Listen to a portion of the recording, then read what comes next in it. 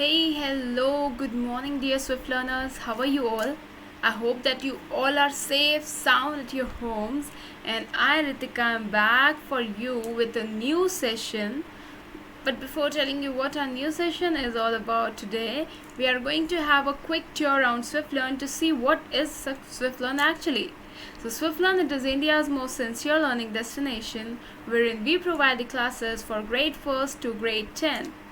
It's sincere because here you will be getting 100% live interactive classes with personalized attention batch of maximum 6 students.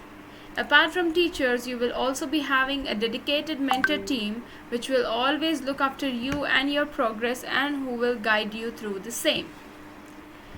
We also cover the syllabus as per your school exam schedule, and we also handle custom requests. So you want any particular categories to be completed, we indulge into that also.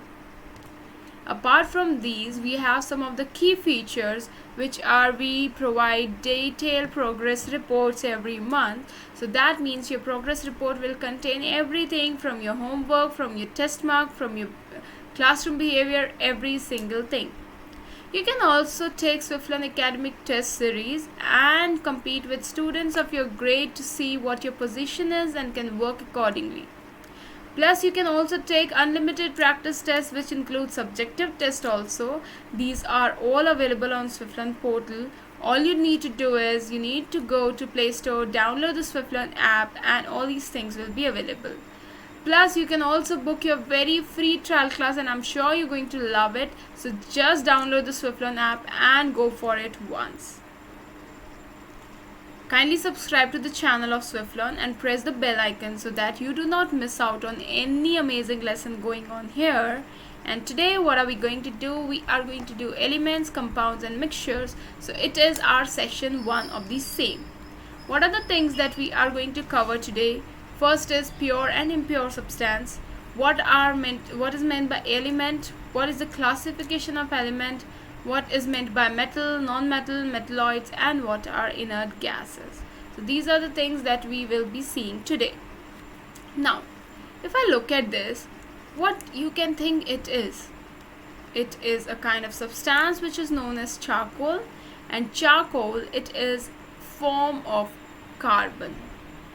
Now when I say substance, what is the first thing that comes to your mind? The meaning? So substance, it is actually a matter which has a particular composition and particular properties. So any matter which has specific composition and specific properties, it is known as substance. Talking about every pure element, okay, like gold, silver, aluminium, copper, these are all substances. So these are all pure substances and are substances.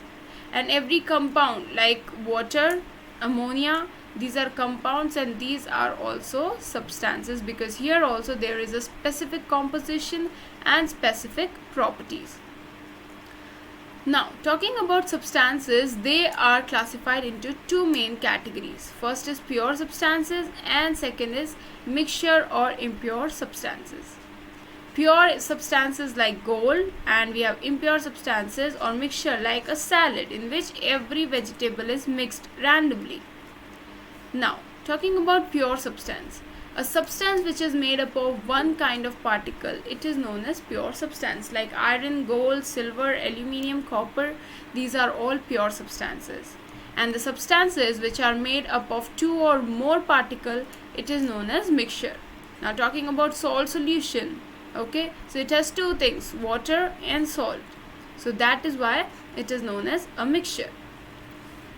Now, we had ancient people like Greeks, Romans, Indians, Chinese. They knew about elements like iron, copper, gold, silver. So you might have read in history also that these were all the elements known.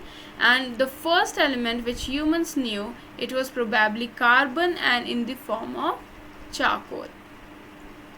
Now, all the materials in our universe, they are made up of some or the other kind of matter, right? Matter is the smallest particle of the universe. Now, if I talk about matter, it is something which has mass or occupies the space. okay, I'm sorry, atom is the smallest particle, and matter is something which has mass, it occupies space, and we can feel it by any one of our senses. Like maybe we can see it, we can touch it, we can feel it, we can taste it, and so on. So these are the substances which have mass, they have occupying some space, and they can be felt by us. Now, matter is made up of very small particles called atoms, ions, and molecules. So every matter, it has been composed of atom, ion, or molecule. Now, on the basis of their composition, if I talk about what are they composed of, what do they have in themselves, are substances, they are classified again into three categories: elements, compounds, and mixtures. What is meant by element, what is meant by compound, and what is meant by mixture, we are going to study now. Now, element. Right now there are 118 elements known, out of which we have 92 which are natural, and 26 they are formed artificially in the laboratories. And all the 92 and 26, that is all the 118, mostly they were discovered during late 1800s. So they are so old, they were discovered a long ago. Now, element is actually a pure substance which is made up of only one type of atom, and we cannot break it into more simpler substances by any means. Okay, like if I talk about one element of iron, one element of fluorine, one element of gold, okay, so these are the pure substance. Why? Because they are formed of only one kind of atom, and we cannot break them into physical into simpler substances by any process. Okay, so they all have identical atom. For example, if I talk about element of iron, okay, so all the atoms will be of iron only, no atom will be of another. So they are made up of identical atom. They can be solid, liquid, and gas, all. Okay, so we have gold, zinc, copper, iron, aluminium, etc. Elements in the universe. So talking about the elements which are present in the universe, if hydrogen, it is the most abundant. Okay, we can find it everywhere. Talking about helium, in the universe helium is the most abundant, it is inert gas. And oxygen, neon, nitrogen, and carbon, they are less abundant than hydrogen and helium. Elements in the earth structure. So earth, it is composed of various elements which are oxygen. So earth has 46.1% of oxygen. Then second is silicon, so we have 28.2% of silicon. Aluminium is composed of 8.3%. Iron is 5.6%. Calcium is 3.1%. And other elements like sodium, potassium, magnesium, etc., they are 0.5%. So we can say most abundant present here is oxygen in the earth structure, and second is silicon. Now talking about in atmosphere, we just now saw in this earth structure. Now in the atmosphere, the most abundant is nitrogen, 78%. Oxygen is comprising of 21%. Argon is 0.9%, and all the other gases like carbon dioxide is 0.03%, noble gas is 0.9%, and then we have traces of some of the air gases like carbon dioxide, silicon dioxide, etc. Now talking about the elements in human body. So in human body there are 5 main type of elements, which are oxygen 65%, carbon 18%, calcium 1.5%, hydrogen 9%, and nitrogen 3%. So again in our body also the most abundant is oxygen, and next is carbon.